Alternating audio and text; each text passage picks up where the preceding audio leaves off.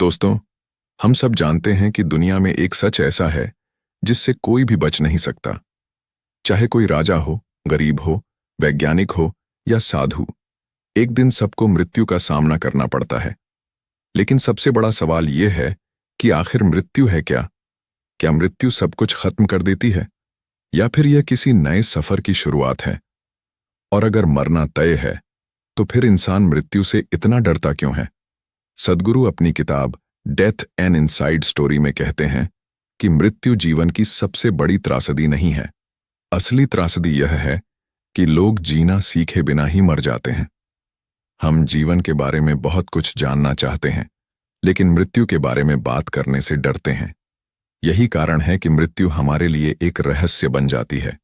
कल्पना कीजिए कि आपको किसी ऐसी जगह भेज दिया जाए जिसके बारे में आपको कुछ भी पता ना हो, न रास्ता मालूम हो, न मंजिल, न नियम। स्वाभाविक है कि डर पैदा होगा। मृत्यु के साथ भी यही होता है। हमें नहीं पता कि उसके बाद क्या है, इसलिए हम उससे डरते हैं। लेकिन सद्गुरु कहते हैं कि डर मृत्यु का नहीं है, डर अज्ञानता का है। जब कोई व्यक्ति मरता है तो वास्तव में क्या होता है? आमतौर पर लोग सोचते हैं कि शरीर खत्म हो गया, कहानी खत्म हो गई। लेकिन सद्गुरु बताते हैं कि शरीर केवल एक वाहन है।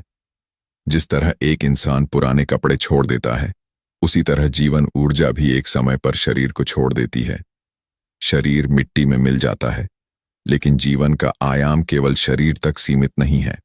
हमारा पूरा जीवन शरीर, मन और भावनाओं के इर्द गिर्द घूमता है।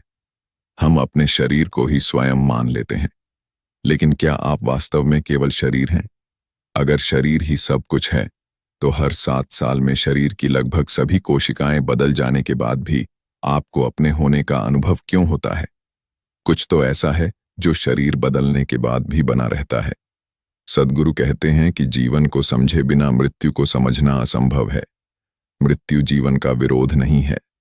मृत्यु जीवन की प्रक्रिया का ही एक हिस्सा है। जिस प्रकार दिन और रात एक ही चक्र के 2 पहलू हैं, उसी प्रकार जीवन और मृत्यु भी एक ही वास्तविकता के 2 पहलू हैं। जब एक बच्चा जन्म लेता है, उसी क्षण उसकी मृत्यु की यात्रा भी शुरू हो जाती है। जन्म और मृत्यु अलग अलग घटनाएं नहीं हैं। जन्म से ही मृत्यु की उलटी गिनती शुरू हो जाती है। फिर भी लोग जन्म का उत्सव मनाते हैं और मृत्यु का शोक, क्योंकि हम शुरुआत को पसंद करते हैं और अंत से डरते हैं। लेकिन प्रकृति को देखिए, एक बीज मिट्टी में दबता है, अपना पुराना स्वरूप खो देता है, तभी पौधा बनता है। पौधा बढ़ता है, फूल बनता है, फल देता है और फिर समाप्त हो जाता है।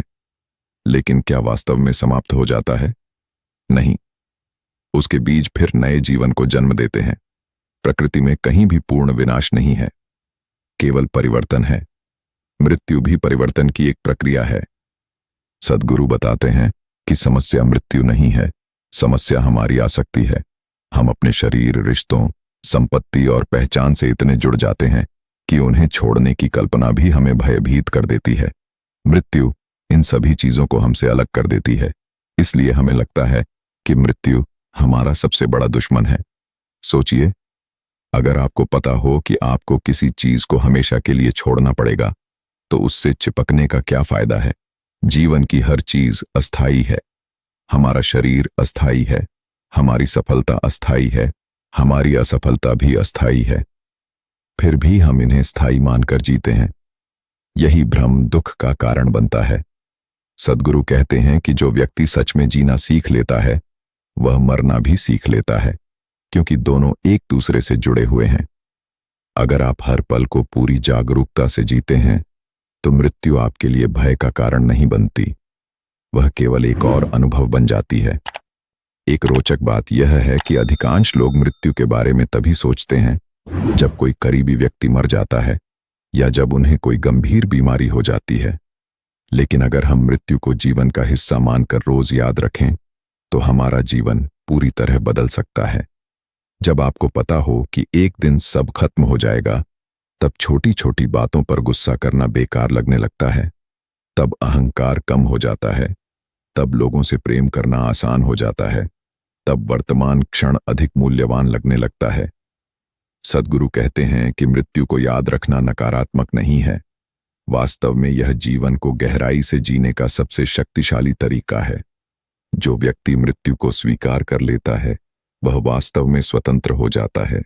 जीवन और मृत्यु के इस रहस्य को समझाने के लिए सद्गुरु एक और गहरी बात कहते हैं।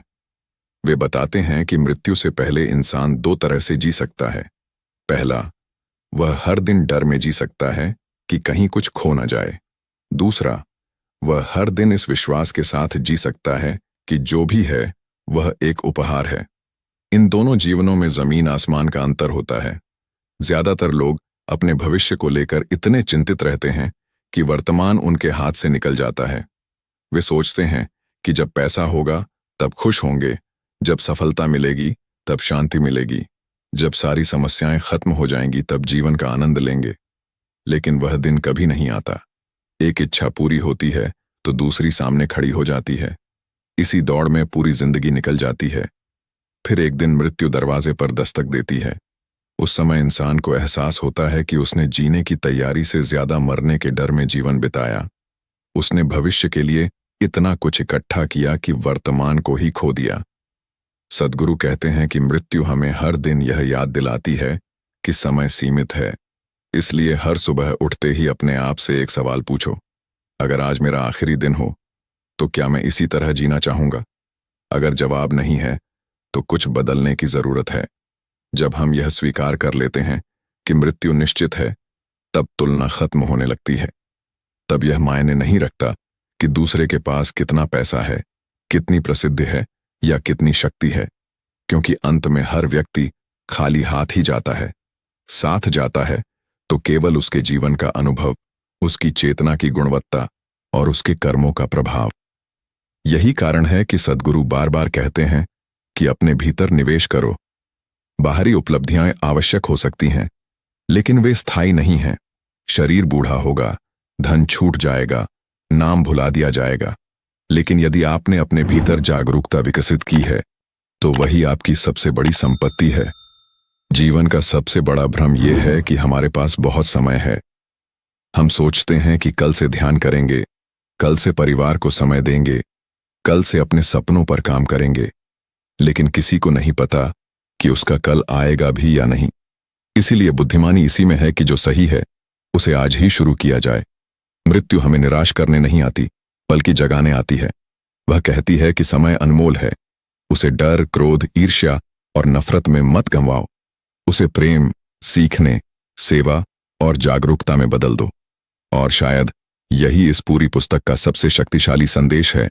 जिस दिन तुमने मृत्यु को स्वीकार कर लिया, उसी दिन तुमने वास्तव में जीना शुरू कर दिया, क्योंकि तब हर सांस एक उपहार बन जाती है, हर मुलाकात एक आशीर्वाद बन जाती है, और हर दिन एक ऐसा अवसर बन जाता है जिसे पूरी चेतना के साथ जिया जा सकता है।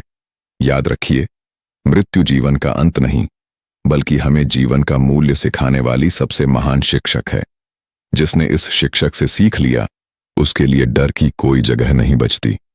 उसके लिए केवल एक ही लक्ष्य रह जाता है, हर दिन को इस तरह जीना कि जब अंतिम क्षण आए तो कोई पछतावा न रहे, केवल एक गहरी मुस्कान हो कि जीवन जैसा मिला था उसे पूरी ईमानदारी और पूरी जागरूकता के साथ जिया गया।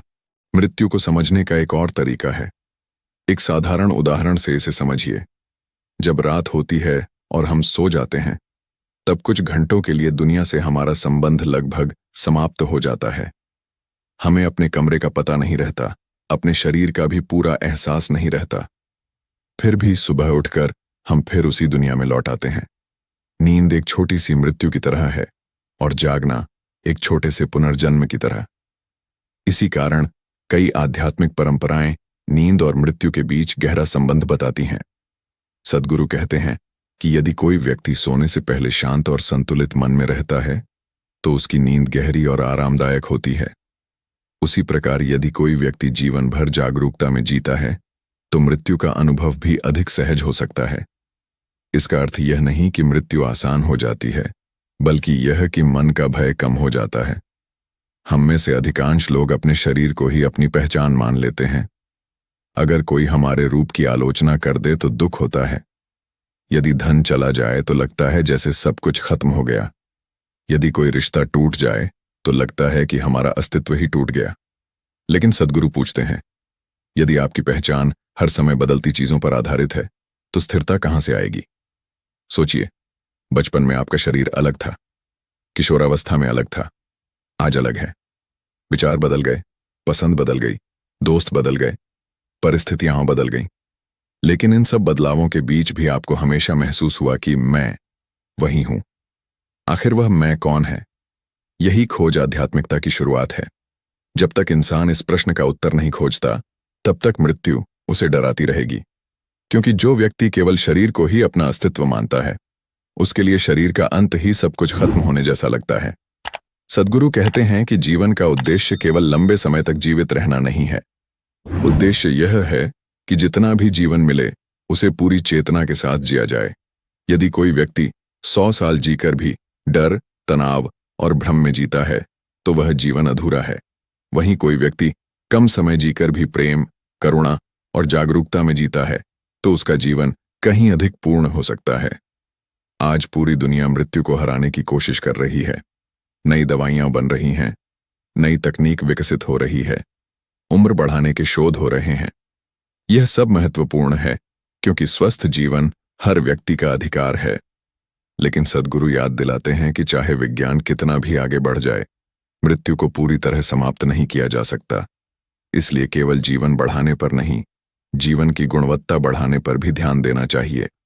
जरा सोचिए, अगर आपके पास केवल 1 साल बचा हो, तो आप क्या करेंगे? क्या आप वही करेंगे जो आज कर रहे हैं? शायद नहीं। शायद आप अपने परिवार के साथ ज्यादा समय बिताएंगे। शायद आप अपने पुराने झगड़े खत्म कर देंगे। शायद आप किसी से माफी मांगेंगे। शायद आप अपने सपनों पर काम शुरू कर देंगे। लेकिन फिर सवाल उठता है, अगर यही सब सही है, तो उसे आज से क्यों न शुरू करें? मृत्यु हमें यही सिखाती है कि सबसे सही समय हमेशा अभी होता है। जो व्यक्ति वर्तमान को टालता रहता है, वह जीवन को भी टालता रहता है। सद्गुरु कहते हैं कि सबसे बड़ा डर मृत्यु का नहीं, बल्कि अधूरे जीवन का है। लोग इसलिए डरते हैं क्योंकि उन्हें लगता है कि अभी बहुत कुछ बाकी है। अगर मन में पछतावा भरा हो, तो मृत्यु भारी लगती है। लेकिन यदि मन संतुष्ट हो, तो मृत्यु भी एक स्वाभाविक पड़ाव बन जाती है। यही कारण है कि महान संत अपने अंतिम समय में भी शांत दिखाई देते थे। वे इसलिए शांत नहीं थे क्योंकि उन्हें मृत्यु पसंद थी, बल्कि इसलिए क्योंकि उन्होंने जीवन को पूरी तरह स्वीकार किया था। जो जीवन को स्वीकार कर लेता है, वह मृत्यु को भी स्वीकार कर लेता है। सद्गुरु कहते हैं कि हर दिन कुछ मिनट अपने आप से यह पूछना चाहिए, अगर आज मेरा अंतिम दिन हो, तो क्या मैं इस क्षण को इसी तरह बिताना चाहूंगा? यह प्रश्न आपको डराने के लिए नहीं, बल्कि जगाने के लिए है। यह प्रश्न आपकी प्राथमिकताएं बदल देता है। तब छोटी छोटी बातों पर लड़ाई करना व्यर्थ लगने लगता है। तब समय की कीमत समझ आने लगती है। तब हर रिश्ता अधिक मूल्यवान लगने लगता है। आखिर में सद्गुरु एक गहरी बात कहते हैं, मृत्यु को हराने की कोशिश मत करो। मृत्यु से पहले अपने अज्ञान को हराओ, क्योंकि जिसने स्वयं को जान लिया, उसके लिए मृत्यु केवल एक परिवर्तन है, विनाश नहीं। जिसने स्वयं को नहीं जाना, उसके लिए जीवन भी भ्रम है और मृत्यु भी भय। यही कारण है कि जीवन की सबसे बड़ी उपलब्धि धन, प्रसिद्धि या शक्ति नहीं है। सबसे बड़ी उपलब्धि है अपने भीतर ऐसी जागरूकता विकसित करना। सद्गुरु एक बहुत महत्वपूर्ण बात कहते हैं, मृत्यु का भय केवल मृत्यु से नहीं, बल्कि मैं की भावना से जुड़ा हुआ है। हम अपने बारे में एक कहानी बना लेते हैं, मेरा नाम, मेरा परिवार, मेरा घर, मेरा पैसा, मेरा शरीर, मेरी पहचान। धीरे धीरे यह मेरा इतना बड़ा हो जाता है कि हम भूल जाते हैं कि इन चीजों से पहले भी हमारा अस्तित्व था और इनके बाद भी दुनिया चलती रहेगी। जरा सोचिए, 100 साल पहले इस धरती पर अरबों लोग थे। आज उनमें से एक भी जीवित नहीं है। उस समय भी लोगों को लगता था कि उनके बिना दुनिया नहीं चल पाएगी, लेकिन दुनिया रुकी नहीं। सूरज रोज उगा, नदियां बहती रहीं, मौसम बदलते रहे, नए लोग आए, नए सपने बने और नई कहानियां शुरू हो गईं। इसका अर्थ यह नहीं कि हमारा जीवन महत्वहीन है। इसका अर्थ केवल इतना है कि हम प्रकृति की एक विशाल प्रक्रिया का छोटा सा हिस्सा हैं। जब इंसान इस सच्चाई को स्वीकार कर लेता है, तब उसका अहंकार धीरे धीरे कम होने लगता है। उसे समझ आने लगता है कि वह इस ब्रह्मांड का मालिक नहीं बल्कि एक यात्री है, और हर यात्री को एक दिन अपनी यात्रा पूरी करके लौटना ही होता है। सद्गुरु कहते हैं कि इंसान की सबसे बड़ी गलती यह है कि वह स्थायी सुख अस्थायी चीजों में खोजता है। पैसा मिलेगा तो खुश रहूंगा, बड़ा घर होगा तो शांति मिलेगी, प्रसिद्धि मिल जाएगी तो जीवन सफल हो जाएगा। लेकिन इतिहास गवाह है कि दुनिया के सबसे अमीर, सबसे प्रसिद्ध और सबसे शक्तिशाली लोग भी मृत्यु से नहीं बच पाए, और उनमें से बहुत से लोग भीतर से खुश भी नहीं थे। इसका कारण क्या है? कारण यह है कि बाहरी उपलब्धियां सुविधा दे सकती हैं, लेकिन भीतर की शांति नहीं। यदि भीतर अशांति है तो पूरी दुनिया भी मिल जाए तब भी खालीपन बना रहता है, और यदि भीतर संतुलन है तो कठिन परिस्थितियों में भी इंसान मुस्कुराना सीख जाता है। मृत्यु इस भ्रम को तोड़ देती है कि हमारे पास सब कुछ हमेशा रहेगा। इसलिए सद्गुरु कहते हैं कि मृत्यु सबसे बड़ी आध्यात्मिक गुरु है। वह हर पल हमें याद दिलाती है कि समय सीमित है, और जब समय सीमित हो तब उसे व्यर्थ की बातों में गंवाना सबसे बड़ी मूर्खता है। एक बार कल्पना कीजिए कि आपको आज यह पता चल जाए कि आपके पास केवल 30 दिन का समय बचा है। क्या आप उन लोगों से नफरत करते रहेंगे जिनसे आज नाराज हैं? क्या आप छोटी छोटी बातों पर झगड़ेंगे? क्या आप हर समय मोबाइल और सोशल मीडिया में उलझे रहेंगे? शायद नहीं। आप उन लोगों के पास जाना चाहेंगे जिन्हें आप प्यार करते हैं। जिनसे गलती हुई है उनसे माफी मांगना चाहेंगे। जिन सपनों को टालते रहे उन्हें पूरा करने की कोशिश करेंगे। पहली बार आपको एहसास होगा कि समय ही सबसे बड़ी दौलत है। लेकिन सद्गुरु कहते हैं कि ऐसा सोचने के लिए मृत्यु का इंतजार क्यों किया जाए? अगर एक दिन सबको जाना ही है तो आज से ही ऐसा जीवन क्यों न जिया जाए जिसमें पछतावा कम और संतोष अधिक हो। वे कहते हैं कि हर सुबह जब आंख खुले तो यह मत सोचो कि तुम्हें कितना काम करना है। पहले यह महसूस करो कि तुम्हें एक और दिन मिला है।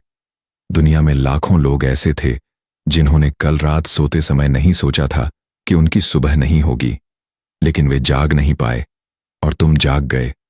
इसका अर्थ है कि जीवन ने तुम्हें एक और अवसर दिया है। यह अवसर केवल पैसा कमाने का नहीं है, केवल नाम कमाने का नहीं है।